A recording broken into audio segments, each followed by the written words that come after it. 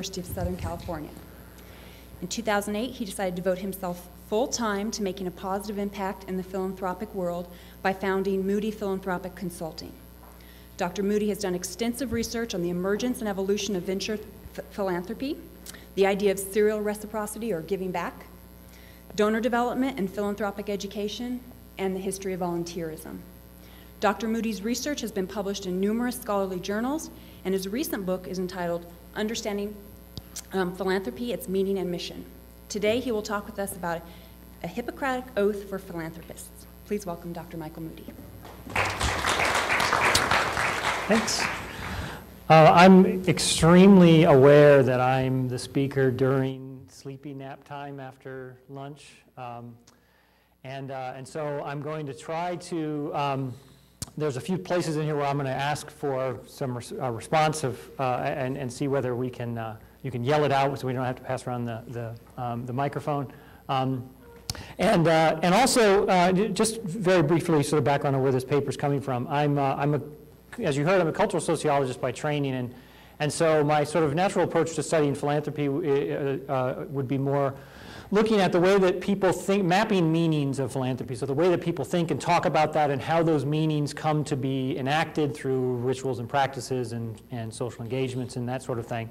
But in the book that I did with a co-author and in this paper a little bit, I do that, but I also then step my toe a little bit into doing some more philosophical work or more ethical, practical ethics. And in this paper, for those who've read it, I want to engage a little bit with the questions of how to be an ethical do-gooder, essentially, and what are the perils of engaging in this kind of activity, not simply mapping out what's going on in the world. But there's a lot of work in here that attempting to sort of create and understand a typology understanding of what are the ways that people who engage in philanthropy see the potential perils of philanthropy, and that's what I hope will be a contribution of what I'm doing. It's also, in that sense, a very exploratory paper for me. It's the first thing I've written on this, and so I'm very, very open to suggestions, particularly on other types of harm that you may see that you know of in your experience with giving and philanthropy and volunteering that might be useful. And the final thing I'll say in preface is that by focusing so much here on the types of harm in philanthropy, it makes me, I think, sound a little bit like a glass half empty kind of guy, and I'm not that way at all.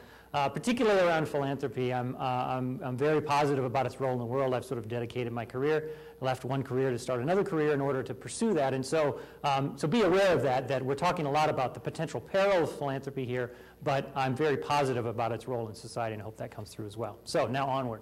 I start with this idea of the Hippocratic Oath, which most people have some sense that people in medical school, when you graduate from medical school, you take some sort of oath. What do you think is if those people haven't read the paper, if I ask you what the Hippocratic Oath is, what would you say? Just yell it out.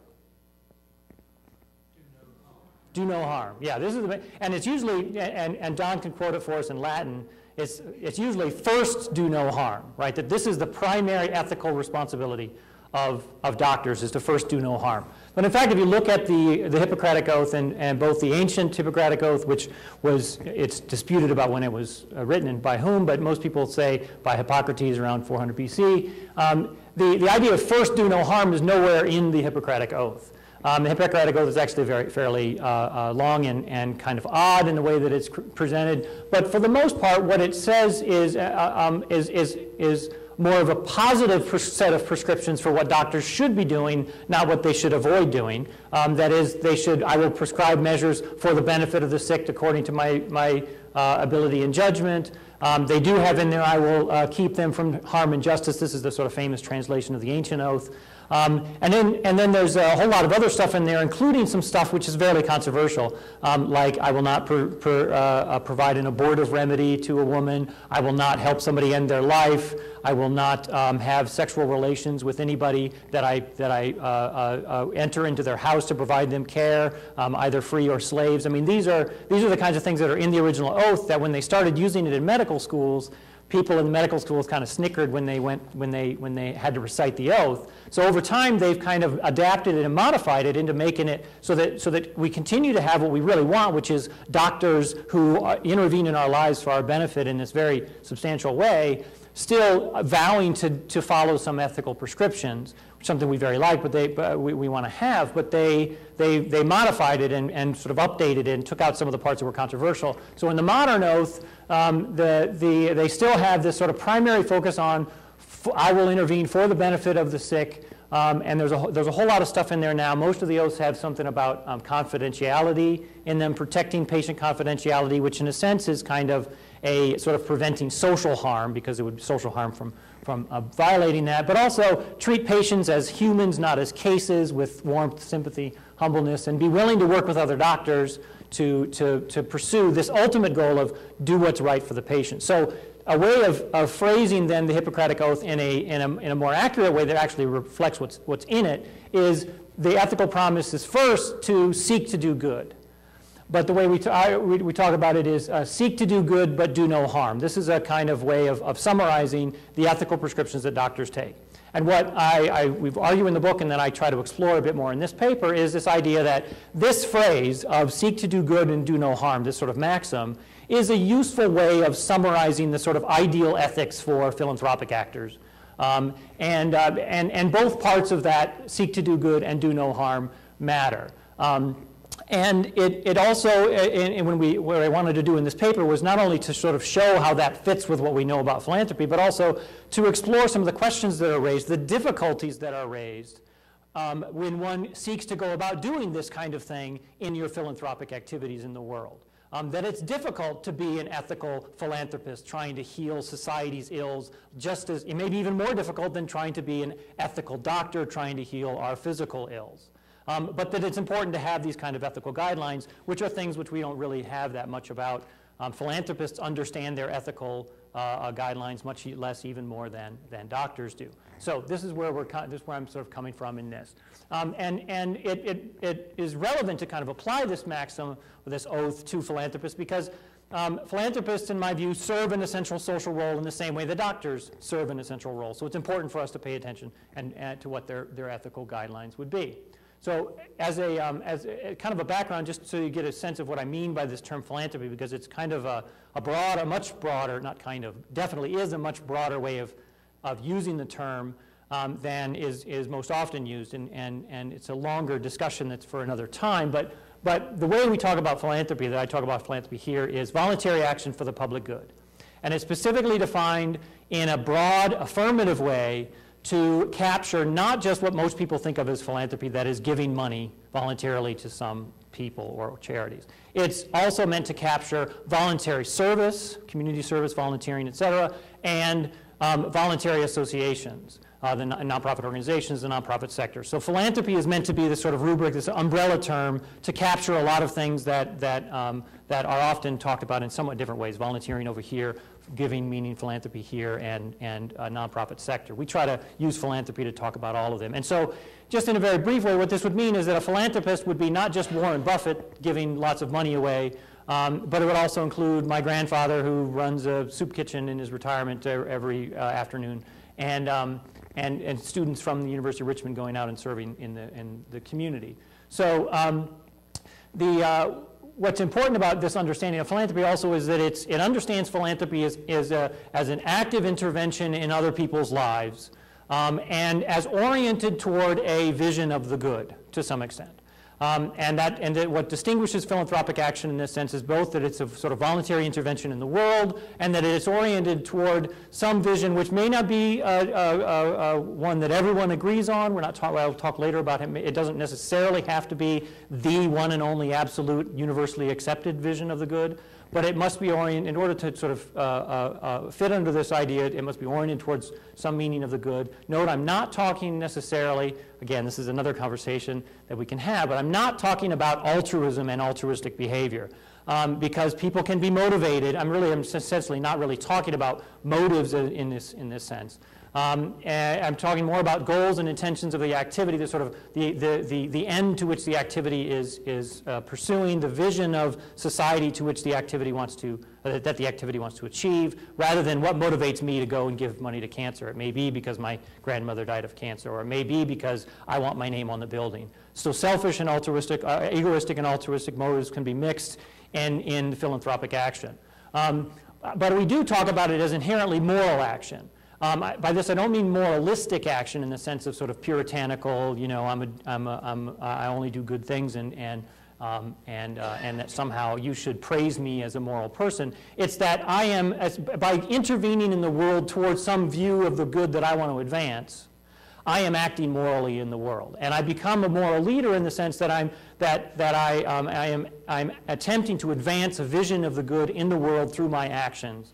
And in fact, we look historically, and one of the things we talk about in the book is how philanthropy is responsible for a lot of what we see of as the debate and advance of our moral agenda in society. If we look at the moral agenda as it advances and changes over time, and as it's debated in any society, we see that often it's not as though philanthropists are the only ones engaging in moral debate, but that philanthropy is a major source of moral debate and of visions of the good being advanced. And in fact, the theories of the nonprofit sector, for those who study this is one of the sort of primary understandings of the role of nonprofit sectors in societies, is that it's often the place where new causes are advanced, new social problems are defined, new movements arise around new visions of the good. And so this is what we're sort of talking about. So that's sort of a connection to leadership as well. So when you mean moral leaders, it doesn't mean everybody agrees with them. It simply means that they're out there trying to advance some moral cause. So, as I said, we need better understandings of the moral guides, the ethical guides for these philanthropists for that very reason, because they're out there trying to tell us what the good should be and get us on board with what they view as the good, and also how difficult these moral guides are to follow. So what I'm going to do is take a couple of examples of sort of people under this rubric of philanthropy engaging in seeking to do good in the world, and look at what they do, and then also look at some of the critiques that have been made that are continually made of that work about the harm that it's potentially doing. The first is Bill and Melinda Gates Foundation. For those who aren't aware, this is a fairly historic, it is a very historic time in philanthropy right now, because we have an institution that's been created that dwarfs every other philanthropic foundation by far in the course of history. So you've heard about the Rockefeller Foundation and the Ford Foundation and Carnegie's and all these others that created large-scale philanthropic institutions, especially now that Warren Buffett in 2006 promised so many of his billions of dollars to join with Bill and Melinda Gates and their billions of dollars. This has created an institution that is far and away the biggest foundation in the history of the world. It's 3 times larger than the next largest foundation, the Ford Foundation. And the Ford Foundation and about 5 or 6 others were already significantly bigger than most of the other foundations in the universe, and this one dwarfs all of them. So it's a very, very significant institution that intervenes, again, globally in the world in a way that then it would make a lot of sense for us to pay attention to, for example, how do they define the good that they're seeking to do in the world? That matters a lot. What Bill and Melinda Gates in particular, and most people forget that or don't realize, is the Bill and Melinda Gates Foundation is a family foundation. The trustees of the foundation is not like the Ford Foundation, some board of 25 people. The trustees are Bill and Melinda, Bill Sr., and now Warren Buffett. That's it. So these are a small number of people making having tremendous consequences for the ways that they want to intervene in the world. So it matters how they define the good. If you look at what they've talked about over the years, in particular Bill and Melinda, their sort of core value that they intervene around and that they built the foundation areas of focus around is this idea that all lives have equal value. We can go into what that means for them and how that relates to things in the past, like Albert Schweitzer and other things. But this is the kind of phrase that they've used to define their vision of the ultimate good that they want to pursue. And they've also made a very strategic decision that they're not going to do what some foundations do and what they could very well do, and that is spread their money around to all sorts of nonprofits and give all nonprofits in the U.S. In 10 different areas, $50,000 or something like this. They decided they're going to focus on a few key areas that derive from this core value, and they're going to give significant amounts of money in those few key areas. And those are global health, global development, and a U.S. program that's focused on education primarily. And so they focus specifically within global health on research and vaccinations, the primary funder of things like searching for HIV, for cures for HIV, and for vaccination for malaria and ways to halt the spread of malaria. But those 3 diseases in particular, Global development focused around microfinance and agricultural innovation, spreading agricultural innovations, much the way the Green Revolution did. And the U.S. program, they focus specifically on particular kind, we'll talk about this, particular responses to the educational crisis, the minority scholarships and libraries, and giving computers to libraries in particular, which isn't a big surprise.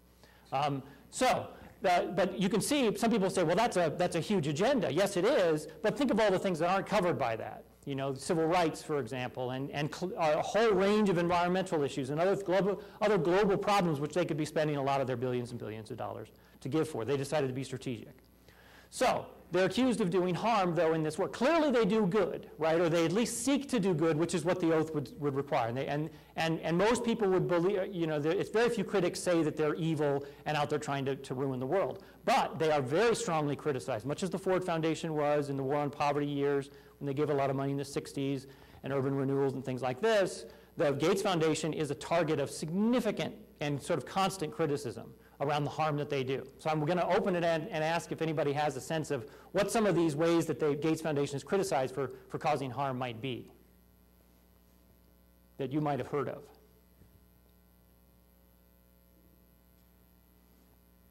All right, well, you're going to get one right now. Yes? I mean, I don't know whether it's particularly what I've heard, but at least I think there's a sense that some of the solutions that they choose for that agenda are the least efficient solutions that they've been accused, well, you're throwing a lot of money at a problem, but gosh, you could throw a tenth of the money at the problem if you would accept this alternate solution. Yes. But you're focused on, like in education, I don't know what their particular agenda is, but let's say, oh, you think the problem is teacher salaries, so all you want to do is increase teacher salaries, but the real problem is facilities. I don't know, those are just hypotheticals. Yeah. But they're accused that because of the size of their donations, that they're often choosing the wrong solutions by virtue of the fact that they have such size. Yeah, well, and it's exactly right, and you'll see an example that exactly in the education as well as in their global health, this is a clear critique that's often made, and it's not even made so much even because of their size. They could be giving $5,000 to them, or you could be a local philanthropist who gives money away, and you decide that what you want to give it for is teacher salaries, and the local education reform folks say, well, why are you giving all that money? Oh, I could have got that money for my agenda. So that's very specifically one thing that they want to give, that they're criticized for. So part of this is that in the global agenda, they're so big, the bigness actually does matter for when they give in their particular focal areas, they really set the global agenda, particularly for research around certain things. And scientists, in fact, are often critics of the Bill and Melinda Gates Foundation, because when the Gates Foundation decides that a particular epidemiological response to vaccines in malaria is the one that they want to pursue, and the experts in the Gates Foundation decide that that's going to be their program criteria, those people in the scientific community who have an alternative competing theory cry foul because their competitors are getting huge grants and they're not getting the money. And they say, well, in order for science to advance, you need to spread the money around so that we can have the debate through which then science comes to truth, right? And so this is a very strong critique with their research funding. They also may be funding less effective solutions to those global health problems and so there may be a more, or the educational ones where there may be a more effective solution out there and it's so much money. There's sort of an opportunities cost harm question, critique that's made where they divert attention and resources away from other needs. There may be, like I said, they really focus a lot on TB, not exclusively, but primarily on TB, HIV, and malaria. But there are significant other global health problems that the critics allege, and there's been some research published in various places that suggests this as well, that when Gates Foundation gives so much money for something like vaccination in sub-Saharan Africa, vaccination against these diseases, then other things which could also be useful or potentially, in their argument, a better way of achieving global health, or other diseases that are getting neglected, like basic child hygiene, diarrhea, which is a huge killer of infants, and other sort of basic health services. So if you're a doctor in sub-Saharan Africa, you're in limited supply. There are not that many great doctors willing to work in that area. And you see that you can get a lot of money to go with the Gates Foundation vaccination team around to rural villages and doing vaccinations. Or you're going to do that rather than, the critic argument goes, rather than spend your time creating a local basic clinic with health services. And so they get criticized for that reason, because they're not funding basic clinics and the other things. There are other problems in American schools besides the one that they focus on. I'll just say very quickly the example from American education that's very clear. They decided when they first started to give education, as I said, minority scholarships, libraries, they continue to do that, but they really put a lot of attention on the small schools concept as an educational reform solution. They funded a lot of charter school creation, and they funded a lot of cases in which they gave money to big high schools to separate themselves up into these little kind of sub-high schools. You've probably seen some of this happen. And they really believe the research that said that if you do this, that's the best way to increase educational equality and close the achievement gap and all the problems. They've now admitted that that didn't have the results that they wanted to, and that was that sort of quote on experiment, the term coming from the new director of the Gates Foundation, that experiment didn't have the results they wanted, and they've shifted their attention significantly toward teacher shortages and providing providing more teachers, and the sort of teacher-student ratio is their next thing. So in the final one, and this one's kind of unusual, but it's really a powerful critique that's made often. It was really highlighted in this series of Los Angeles Times article by this investigative journalist who pointed out what mission-related investing is. It's a big debate in the field of philanthropy now. It's the idea that the Gates Foundation has something $30-some billion of assets. Those $30-some billions of dollars of assets are not sitting in Bank of America. They're invested in corporations and markets all over the world, right? So, there are legions of money managers, investment managers, who would manage that $30 billion investment. And mission-related investing in the philanthropic world says that those money managers and those investment decisions should be made in congruence with the mission of the philanthropic organization. That you shouldn't be investing in corporations that do things that cause the very problems that you're trying to solve with your solution. And oops, I'll get it. And so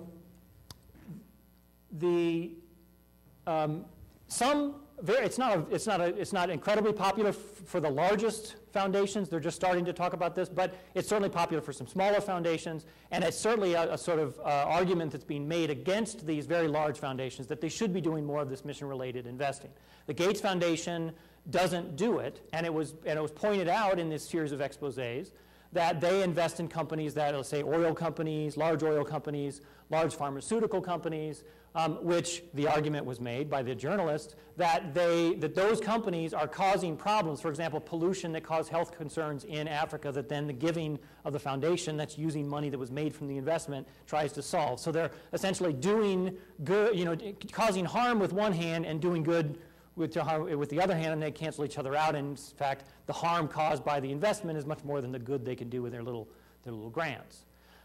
And pharmaceutical companies in the same way, because as you know, they're criticized for things like HIV drugs being provided at cost in Africa and things like that. So the Gates Foundation undertook a review of this, came back and decided, well, we do a little bit of this because we still don't invest in companies that we find completely offensive. Like they don't invest, for example, in very profitable pirating ventures or ventures or whatever it is. So they say, of course we do some of this, but we're not going to fundamentally change our investment strategy.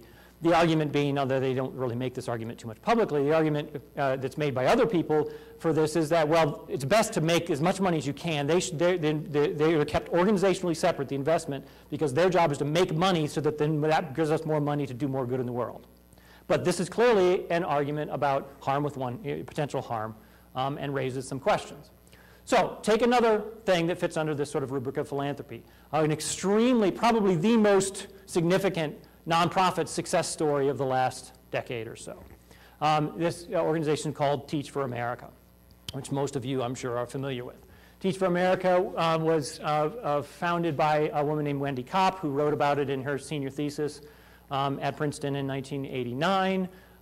And she saw a problem in the world, that is based on where children were born, they were getting significantly less effective schooling simply by virtue of being born into certain disadvantaged neighborhoods. And that was a problem. It was a bad thing about the world. She wanted to create some organizations to fix it, and she came up with this idea that the way to do it would be, she also saw, on the other hand, this problem in the world, and a significant number of her peers, including herself, who were looking for ways, like their sort of modern Peace Corps, ways for them to go out after they were engaged socially in college, to go out and continue that and do good with in their work, even if and it's the best time for them to do it, right after they graduate, to go out and spend a couple of years doing this kind of work. And so she said, well, let's create this core of teachers who spend a couple of years in the most disadvantaged schools, and that hopefully the goal will be that they then eventually become long-term teachers and help solve the problem, because that would be a long-term problem. But at least we're sending a huge number of really excited, enthusiastic young people out there to solve the problem in places where they desperately need it. So the vision of the good was to eliminate educational inequality. It's hard for us to disagree with that. And there are now, I don't know if you understand how significantly popular, well, you all do because you teach college, you know how popular this is on college campuses.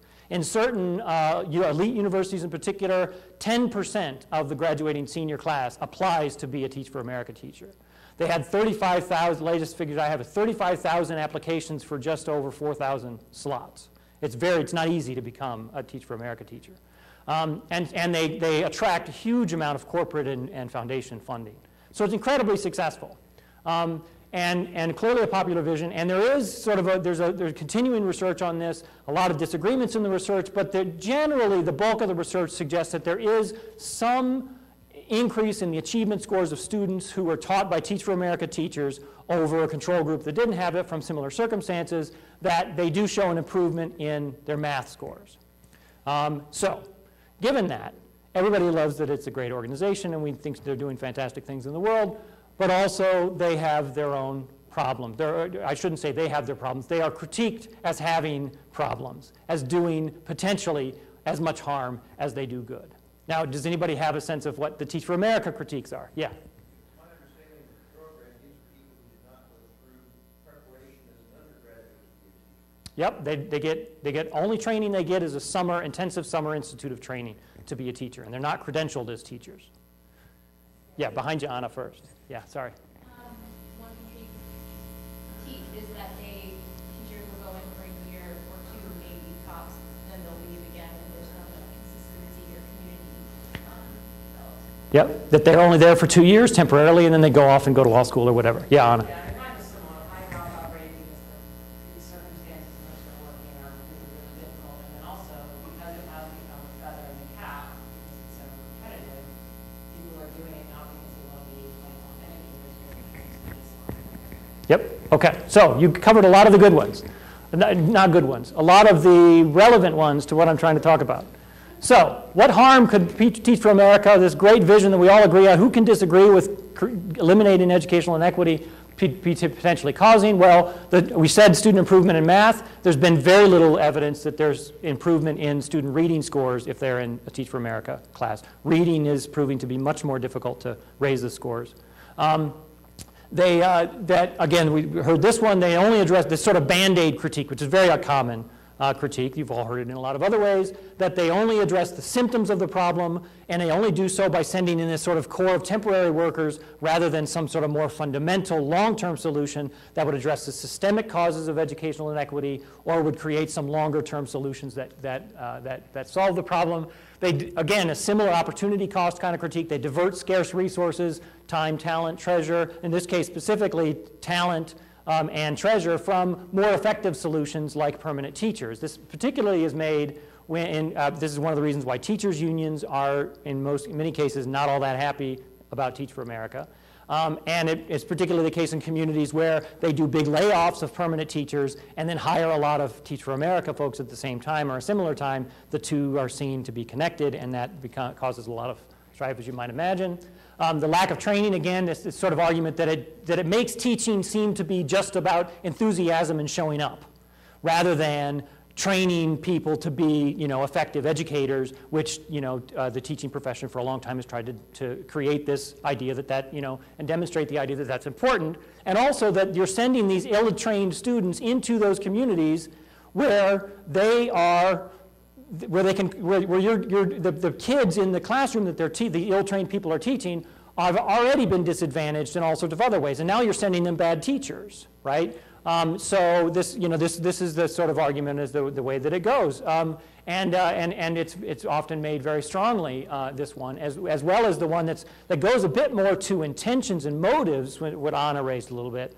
This idea that these students that go into these classrooms are not seeking to do good. They're seeking to pad resume, and/or they're seeking to impose their values in this sort of classic condescending, paternalistic way that we'll see the historical roots of that. That they go in, these privileged kids from elite schools go into these troubled neighborhoods, and they're going to teach the kids how to be, better, how to not be lazy, and all these, and that they bring this set of values that they're going to impose on them. Again, I'm not advocating this critique. I'm simply saying this is one of those ways in which it could potentially be causing harm.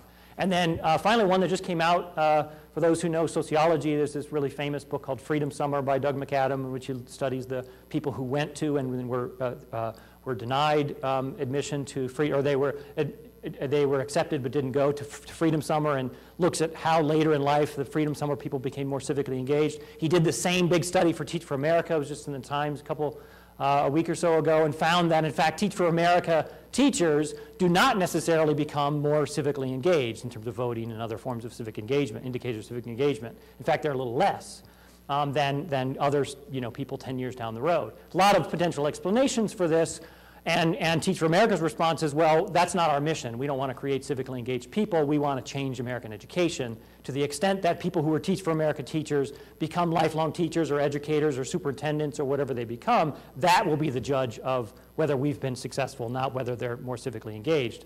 But this is again, a critique that's being made, a question about, to the extent to which they're doing good, ultimately through their intervention, which again is diverting a lot of time, talent, and treasure from this view from other potential or solutions.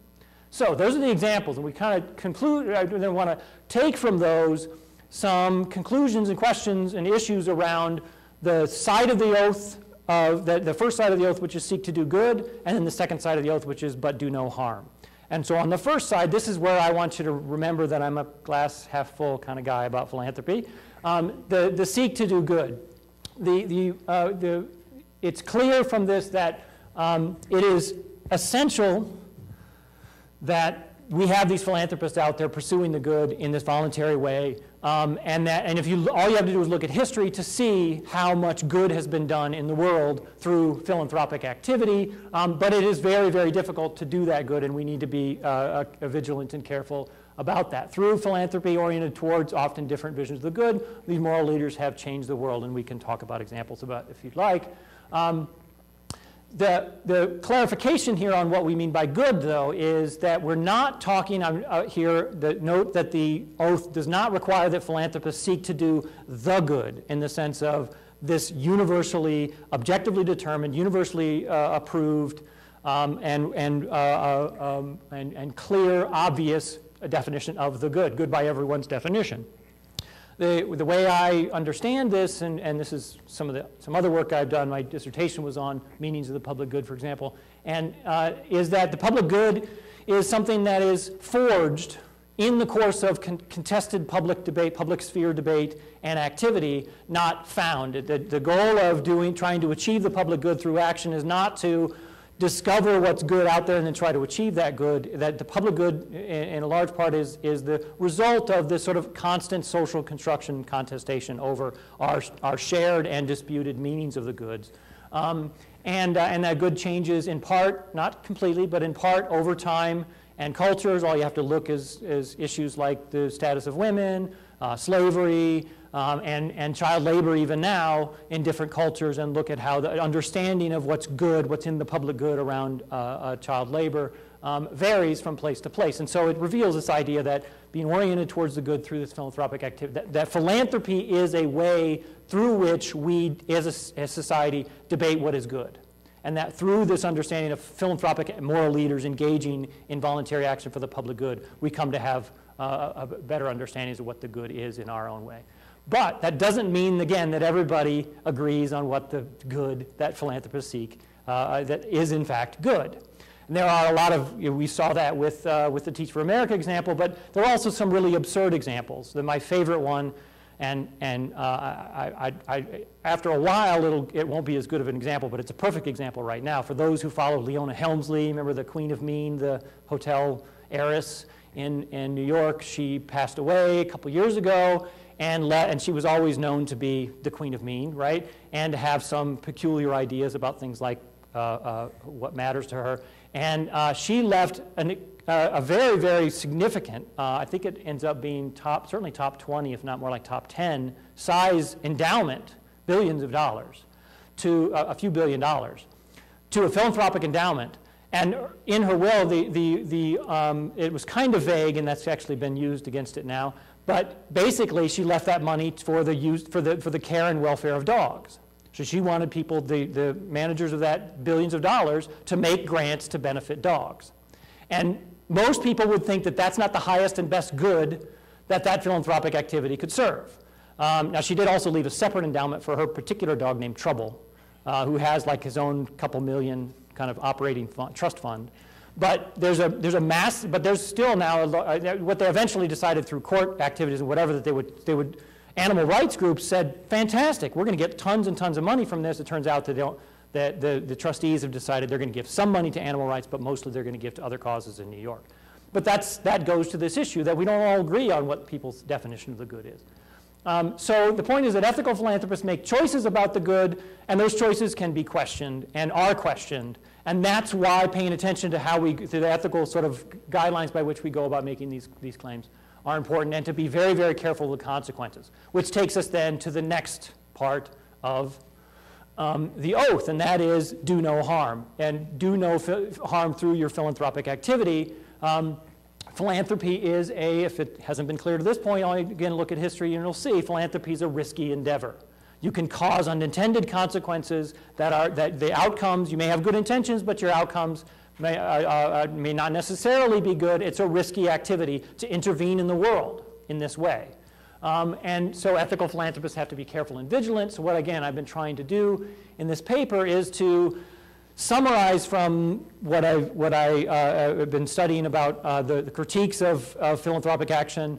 And again, there's also a long research history of critiques of philanthropic action, critiques of big foundations, and taking from this material, trying to create some sort of a typology of the types of potential harm that philanthropic activity could do. Some of it, yes, is intentional harm, but the most of these relate to unintentional harm, so to unintentional consequences that result. So I've got I want to remember my examples for each of these. And then we're going to turn to Haiti and see what you have to say about this. So corruption and malfeasance is the most obvious type of potential harm that philanthropists can engage in. Televangelists ask grandmothers for their Social Security checks and then spend them on makeup, and all the things that we know are sort of bad things that happen in the name of charity. Various scandals of veterans organizations a couple years ago. A few of them were seen as gathering a lot of money from veterans and then spending only 5% of it on actual programs and that sort of thing. Unintended consequences, the classic problem that social science has talked about in a lot of ways. There's many different ways in which this could happen. One that I saw recently that's actually a very interesting, good example of this is that people know the charity Oxfam. It's based in Britain.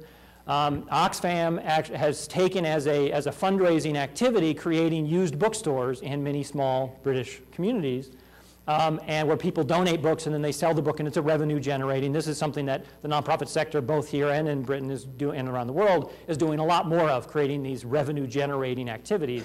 But what's happened is that independent small used booksellers in those communities are crying foul that, Oxfam put me out of business. This charity put me out of business, and it's a very, very real, unintended but very real consequence of their activity. Another sort of classic harm that's often said to be caused by philanthropy is dependency, the idea that giving somebody a handout, the old sort of teach them to fish, give them a fish kind of question. Giving somebody a handout creates dependency, whereas teaching them to fish or providing them with the resources to then become self-sufficient is less harmful.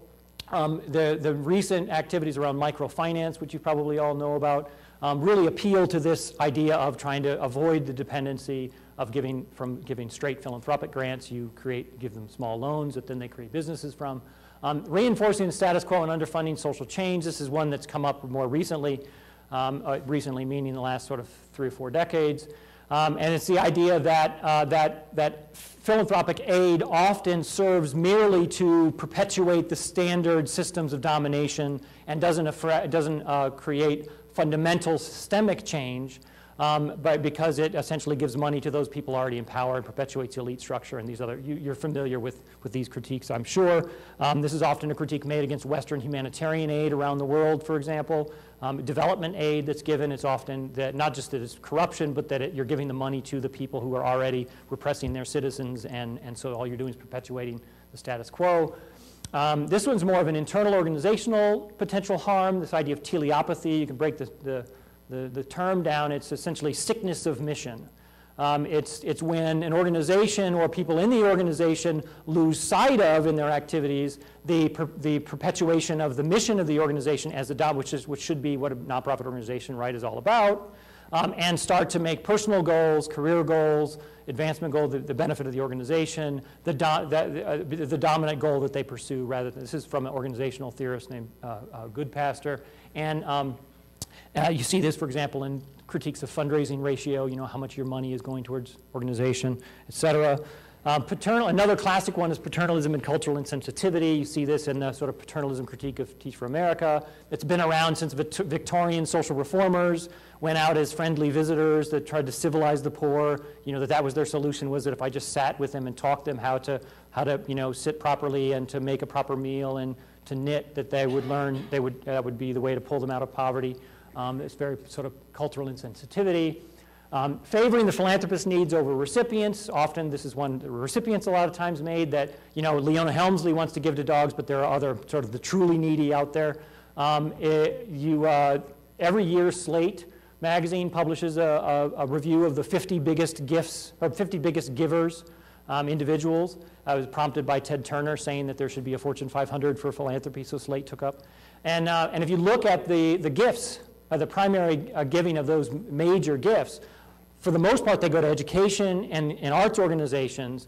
It's very rare to see large gifts made to, you know, local anti-poverty organizations or advocacy groups or civil rights groups or these sorts of things. So this is a critique often made of elite philanthropy for education and the arts, that the truly needy are who should be really getting the money. A couple more short-term band-aids. We've seen this already with Teach for America. We'll see this with Haiti as well. A couple that are really what most people in the field of philanthropy talk about now, and that is you can cause harm by having a faulty or an inefficient strategy. Partly it's that you're funding solutions that aren't as effective as they could be, and also that you have a theory of change which won't actually lead to change. That you're sort of the logic model of the grants that you're making don't have the consequences that you think they're going to have. Gates' view approach to education, funding small schools, was criticized for this reason. How much of that billions of dollars or millions of dollars, hundreds of millions, could have gone to a better solution from the beginning? And lack of measurable impact, the idea is that if you cannot demonstrate that you're actually creating good outcomes, you can say, yes, we've spent the money and we've been fiscally responsible, et cetera, but did my money give to you as a literacy program actually lead to higher reading scores among those people? If you can't demonstrate that to me, I have no way of knowing whether I'm actually doing good.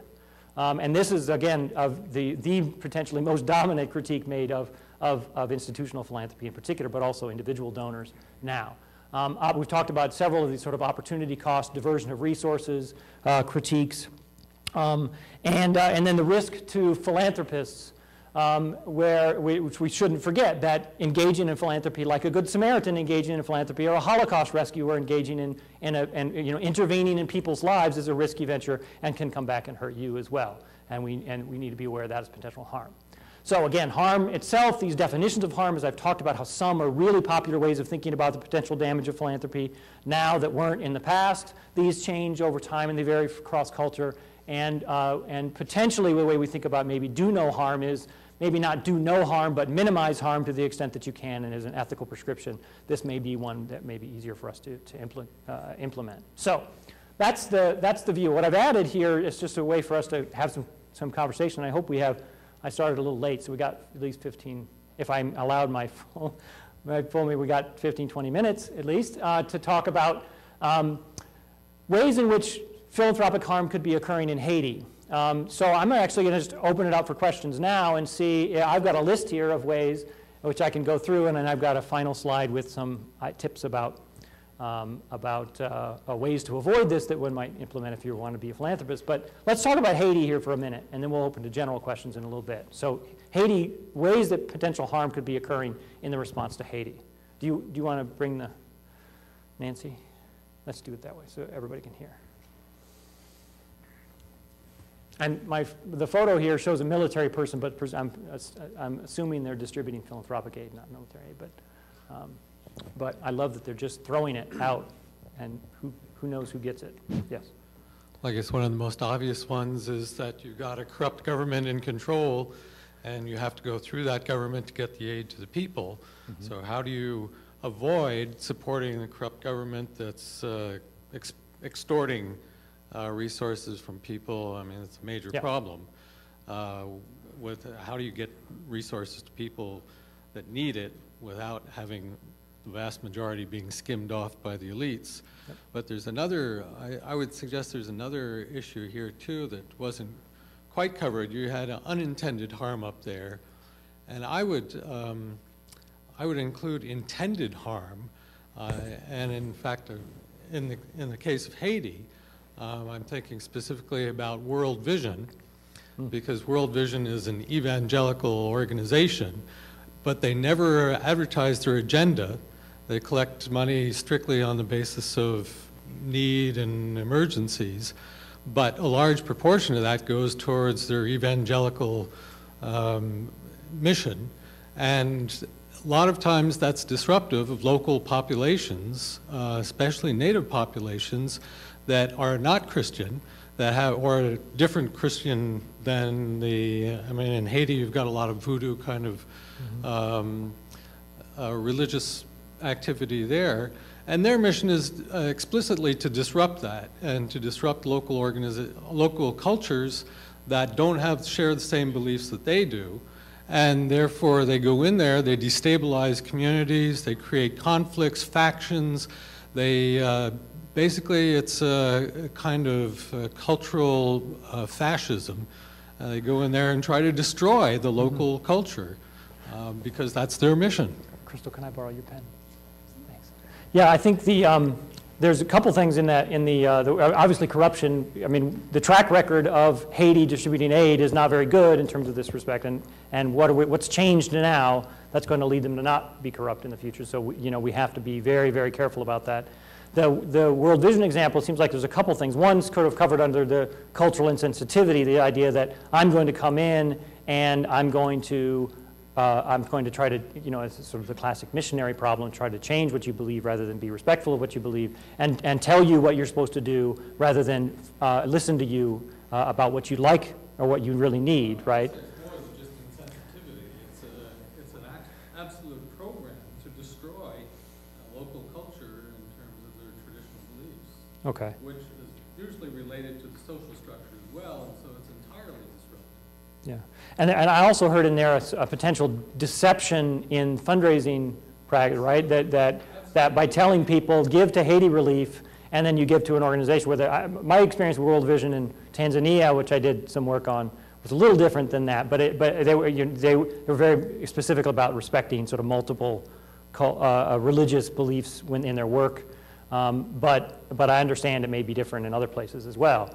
And I don't know the specific thing in World Vision in Haiti, but that certainly, whether it's World Vision or somebody else, that happens, clearly. And it's a problem. Sort of a classic, a new version of imperialism almost. Yeah? All right. Well, you can start speaking really loudly and it'll get there. Well, I think the issue of dependence is large. I mean, many of us probably remember that if you look solely at the political dynamic and the issue of corruption in Haiti, this is not the first time the United States has sent aid.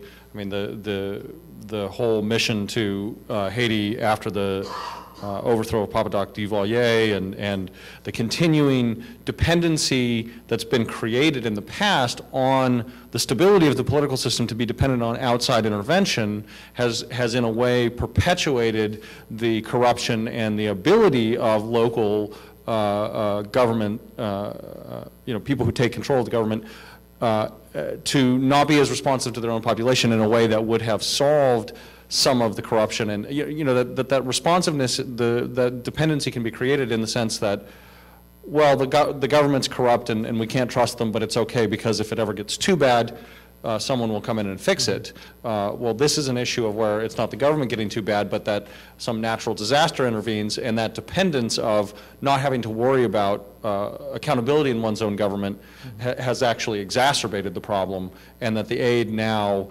again, will create a kind of dependency because it's circumventing that problem, or at least it will attempt to circumvent that problem. And the resources that they have available for being self-sufficient have been, what meager resources for self-sufficiency they had have been destroyed, and they had already had this problem of deforestation and other things which had led to self-sufficiency problems before, so yeah. And this is, again, this is there's people on all sorts of the spectrum here in terms of the debate about Western aid, Western humanitarian aid, not just international government aid, but Western humanitarian aid, and whether it creates dependency or whether and how, to what extent it does so in all cases or just in certain cases, whether we can find success stories and use those to build best practices for other places. But in this case, the circumstances are so dire that I think the threat of creating, of leading to longer term dependency before we can let them be self-sufficient, develop infrastructure and industry and local response is even worse of a problem.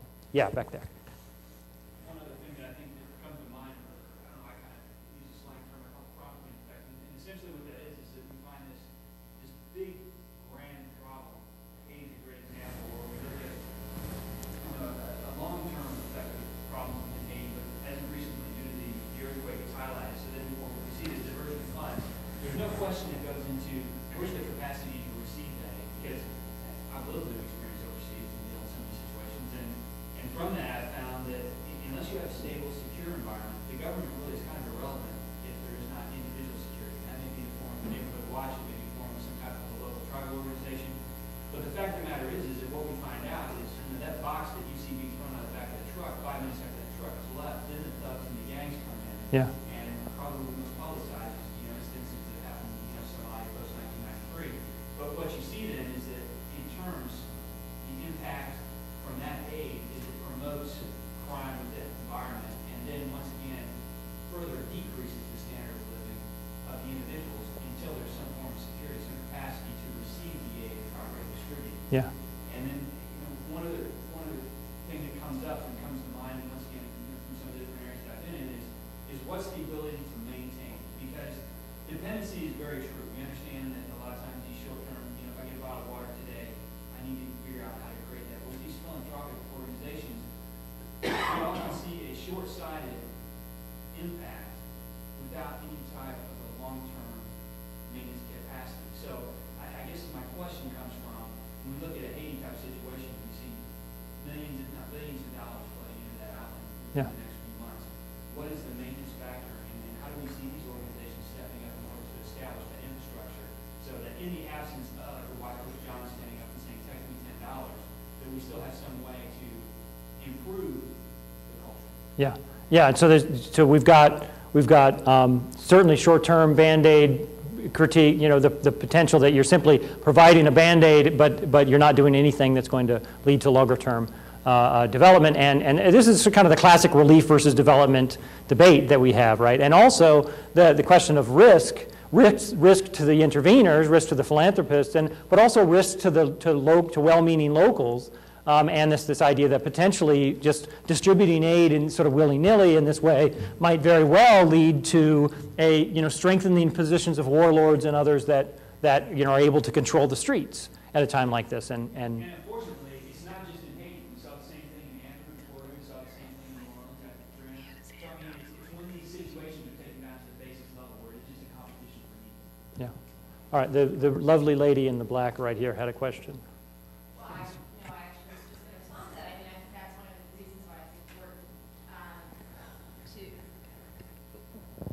What I think, at least in this case, is in this case in Haiti right now, the the importance of thinking about where you give, right? I mean, you brought this up too with the World Vision example. Giving to it may be more effective to give to an organization that's already in a particular place that has roots, and this is my plug for the Partners in Health, which is already in Haiti, has infrastructure. But the other thing, though, I just wanted... Can I just interrupt real fast? And she's my wife, so I can do this. Is that goes to this question of, are you funding the most effective solution? Is your strategy for creating relief and change in Haiti, well thought out and effectively chosen, so that you maximize the amount of help you can do? Yeah. I'm not exactly sure how to phrase this, and I said this to you this morning, but it goes back to Dr. Batson's paper, that we also don't have a way to think about our own giving. In the paper, the first paper, we have the word selfish and greedy as epithets to rein in selfishness, but we don't have epithets to rein in altruism or do-gooding. And there have been some articles today about warning people to stay home. Don't come to Haiti, because you're going to come to Haiti. You have every intention of doing good, but you're going to show up without any either long-term plan or any resources. Yeah. Or, hey, thanks for giving. Great that you're donating the clothes. Great that you're donating the shoes. Great that you've got the people that you're donating.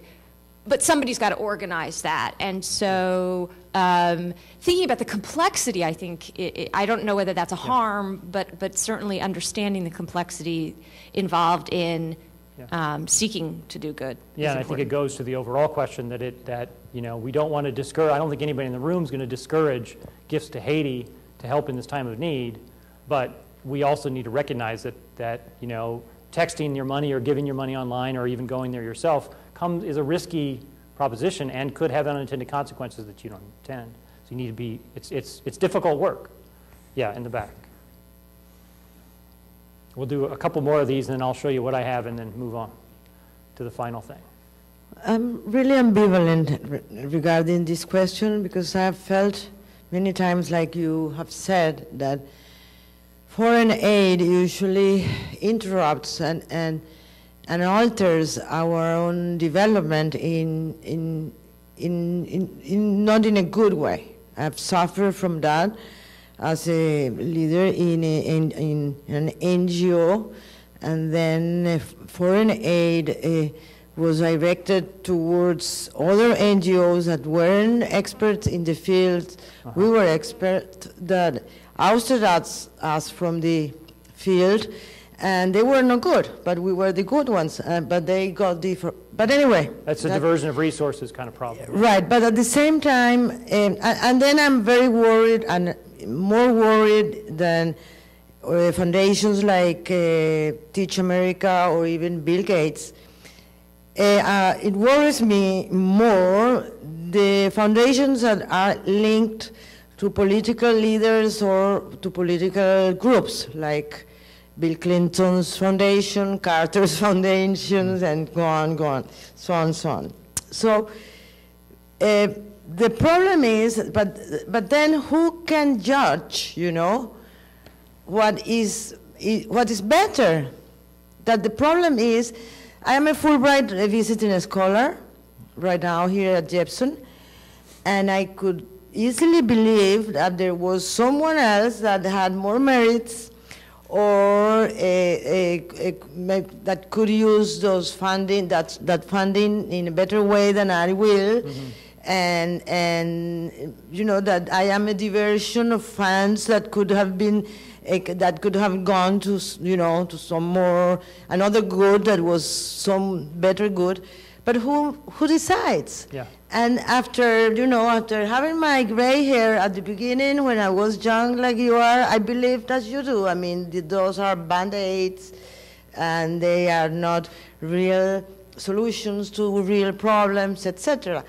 But after years and years, I have realized that if you do one positive good, that's better than doing nothing.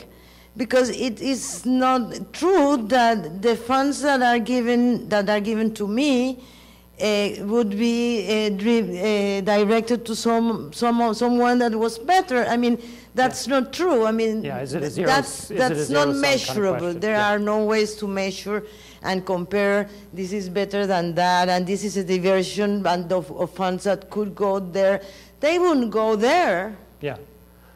Well, certainly the diversion, and I'm going to move on. Certainly the diversion of resources critique makes an assumption, which is often true, for example, in education, but it makes an assumption of scarce resources, that giving money to this solution means you can't also give money to this solution, or giving money to, and giving money to this aid organization in Haiti means that money's not going to this other one. And there's cases in which we find that may not always be the case. People will sometimes give more than they say they're going to give, and that sort of thing. But the question of who decides is an ethical question, I think, is absolutely essential, and one that I'd like to actually talk about more if I had a chance in the paper. But so we've talked about most of these things. I'll just go through these real fast and then show you my last bit, and then I'll have final questions. The unintended consequences, for example, providing people coming to, we hear doctors in Haiti talking about, I try not to tell people things because if I tell them the wrong thing, they'll travel half a day to go over there to get resources there, and there's not water there like I tell them, and that causes more harm than actually not giving them any information at all, other things like that. Favoring the philanthropist needs. Some people are critiquing the mobile giving because mobile giving, it's very, some of the cell phone companies are changing this, but usually you got to wait till the people pay their cell phone bills before they release that money, so that you hear these millions of dollars being given by mobile text to, text 9099 for Haiti. That money is not actually going to get to the Red Cross for another 30, 60 days, although cell phone companies under pressure are starting to give some of that money, but not all of it, 70, 80%. And that's, I just want to feel good about giving, not actually causing a real need. Faulty and inefficient strategy. We've heard various examples of this. I won't talk about my example. Opportunity cost diversion of resources. Doctors Without Borders is making a very public critique now about how their planes can't land and medical supplies are more necessary, whereas clothing is getting into the country, and clothing isn't nearly as necessary as absolute medical supplies right now. So one need over the other. Short-term band-aids, whether the longer-term question, dependency, longer-term questions, risk we've talked about, and others. So let me just say very quickly, I don't want to spend too much time on this, but because we're almost out. Tips for implementing the oath. This wasn't in the paper, and I'm just kind of, this is, because now I serve as a consultant and I try to go out and make change in philanthropy and make it work better. I always want to come to how do we do this so that we can improve philanthropy? And some of the things is ask what I consider the first ethical question, that is, before you act, figure out what's going on, where are the needs, and that in order to be ethical, the first question you have to ask is what is going on and how can I act ethically in the world? As a supplement to that, it's before you set out to do good, think about what you want to achieve. What is your vision of the good? What is the problem that you're really trying to get at? How do you define the problem? What are the features of the problem? Policymakers, and I used to teach policy analysis students, and this is always the first step in a policy memo, is what is the problem, what's the features of the problem, how do we address it? So you have to do that in philanthropy as well, to do good ethical philanthropy and not cause harm. Think, plan, create a vision of the good, create a good strategy, and then set out to do your good through action. Measure and evaluate when you can. Sometimes you can't do that, but as much as you can, do that. Listen to the recipients. There's various foundations now that are starting, and others that are starting to have recipient committees of grantees who give them advice on where the money should go. And who actually help make, some of them, like Liberty Hill Foundation, for example, in LA, is having grantees make the decisions about where the grant money will go. And there's various other ways that you can have sort of blogs and use social media to have dialogues between the recipients of the aid, including not just the grantees, but the people served by the grantees. The people in the literacy programs or the anti-poverty programs or local schools or whatever, sitting on the board of Teach for America to tell them what's working and not working. Be transparent, participatory. It seems kind of trite, but that's always a good way to solve something, to learn about problems before they occur. And this one is a very, very significant sort of hot topic right now that a lot of people are trying everybody says they do it, but very few people actually do it, particularly large foundations, and that is publicize your failures. A few have done this in a very prominent way recently, like Hewlett Foundation, which is one of the biggest, had this big multi-million-dollar grant program, tens of millions of dollars to help create to improve civic engagement grassroots in 3 communities, and they wrote an article and published it in a trade journal about how that just didn't work, how they didn't create the change that they created, and why was it, and here's how we failed. And they say that's important for learning from mistakes, and then stay involved and keep focused on the mission, avoid teleopathy, and stay engaged for a long term and stay engaged personally. The more that donors can become engaged in the organizations that they give to, the better off they are, the more likely they are to know whether they're causing unintended consequences that they don't want to cause, and stay focused. So then I end with this, asking if there are any questions beyond this. Yes. We have probably just I don't know how much time we have. I don't want to keep taking. I'm going to be talking about voluntary, not government aid, because I think different questions arise. Yeah. I find it a little bit outrageous in a certain way that for over 100 years, businessmen have been demonized for the sin of making a profit, almost universally.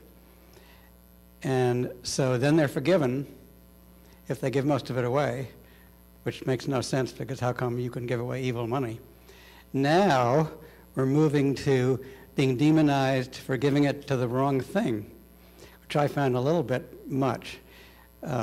If it's your money, you have the right to pick any outcome that interests you, and there's about at least 1 million possibilities you could choose from. And then to choose one and be criticized for not giving it to another one is, to me, a little bit outrageous. So my only positive comment here is to say, if you're going to give money, have a very clear purpose. There's no such thing as the public good. The public's not an entity, it's individual good. So be very clear on your purpose, which I think is consistent with what you say, and see if you've attained it. But insofar as what you choose to give it, it's really nobody else's business. It's your money. And if you use it stupidly, you can be, fine, but it's your money. Well, what you're raising, and I'm just going to address the one issue, which is the donor. What we talk about in philanthropy circles, what you're raising is the question of donor intent, and the extent to which honoring donor intent is the chief ethical responsibility of those people who either get the money or are in charge of giving the money, helping give the money away. And Leona Helmsley is the most obvious example that I just gave, that her trustees have been accused of not honoring her donor intent, and your argument would be that they have no right to change what she wanted. And well, yeah, but it's her right. You're saying it's her right, and this is a absolute central debate going on in the field right now. And there's some people who argue, as you do, very strongly for the sort of freedom side, that is, donors made the money and they have the right to give it to whatever they want, and nobody can challenge that. Princeton University had this big, those who know about Robertson Hall and the Robertsons pulling back the money, and this whole long debate about, the Robertsons claim that Princeton didn't use the money. These are constant issues with philanthropy.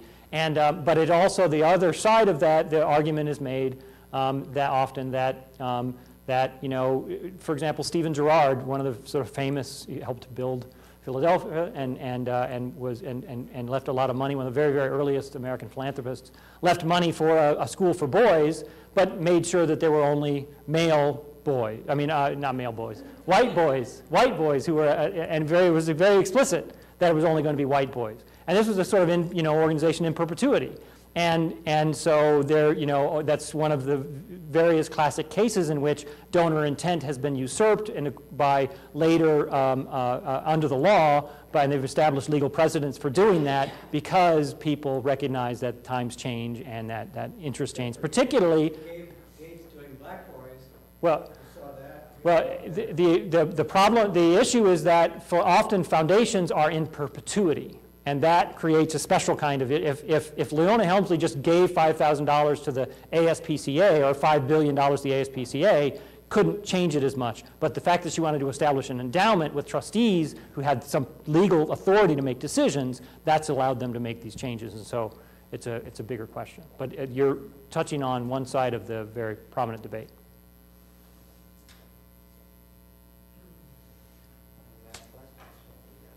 How can you challenge Bill? Do you have a question?